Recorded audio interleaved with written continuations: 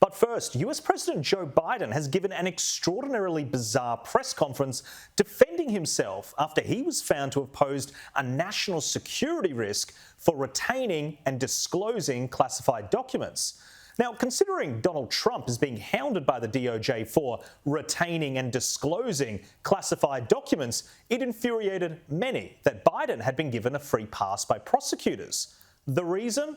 Well, in part, Special Counsel Robert Hur found that Biden's damning cognitive state would make it very difficult to convict him with a jury. The press conference Biden called gave media no advanced warning, which is extremely rare in itself, and the press pack had plenty of questions. Mr. President, for months when you were asked about your age, you would respond with the words, "Watch me." Many American people have been watching, and they have expressed concerns about your age. That is your judgment. That is your judgment. That is not the judgment of the press. They expressed concerns about your mental acuity. They say that you are too old. Well, if Biden wanted to convince the world that his mental state had not deteriorated, rambling like a deranged old man and pointing his finger at an impromptu press conference did not achieve that goal. The performance was frazzled, defensive, and he made many stumbles and many mistakes. Biden reaffirmed his intent to stay on as president, but many will be asking the only question that matters. If he is too unwell to be prosecuted, how can he run a country? Well, joining me on the panel this week is the Australian's media writer Sophie Ellsworth and the Daily Telegraph's Tim Blair. Tim, it was a very volatile press conference that Joe Biden has called out of nowhere. To me, it shows that there are cracks that are appearing in his media strategy. The headlines are getting to him. This comparison to Donald Trump's case is getting to him, and he attempted to set the record straight. Did he achieve that? No, in fact, I think he made matters more difficult for himself. He opened further questions, especially in his answer to the references in the report, the Department of Justice report, that Biden didn't know when his son Beau died. He couldn't place the date of that death, of his own son's death, within several years.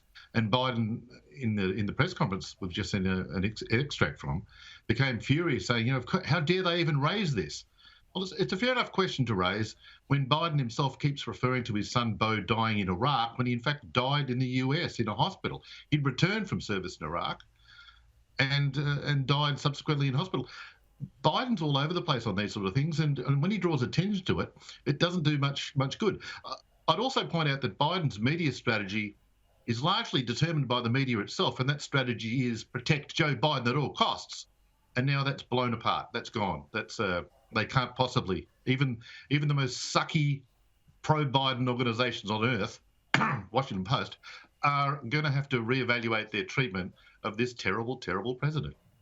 Yeah, and Sophie, Tim raises such a great point. The roar from the media at this press conference when Joe Biden stopped with his prepared speech and opened the floor to questions, there was this raucous anger from the press. I've never seen anything quite like that at a Biden press conference. Do we think that Tim's right and the media is going to have to stop running this protection racket? Well, Jack, it's really interesting because they have been running a protection racket largely in the US media for President Biden. And his display today was not an impressive one by any stretch. And when people criticise him about his age, I actually don't think this is about his age. It's about his cognitive abilities. And is he up to the job? Is he mentally up to the job of US president, regardless of his numbers on his birth certificate?